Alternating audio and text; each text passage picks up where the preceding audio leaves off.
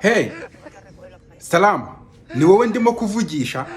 Wibereye hano ariko hari message utari wasubiza kuri WhatsApp. Uwo ni umutima mubi. Genda usubize bari abantu kuri WhatsApp turatu message, ntacyo biri bugutware. Wibereye aha urimo guscrollinga ureba video ariko ntabwo ari wasubiza abantu kuri WhatsApp message zabo. Noneho bamwe na bamwe muri mwebwe hari naho mugenda mugasoma message abantu mukaba blue ticking ntimusubize message. Fata umunota umwe cyangwa ibiri ugenda usubize ziriya message. Genda usubize. Bara abantu ibaze ari wowe wanditse bakakurya sini ntibagusubize. Nese ubwo urukumva ibyo bintu byaba ari byiza koko? Fata kanya ugenda usubize ziriya message. Ni wowe ndimo kubwira, nta subiza message ntacyo uri bube, genda uzisubize.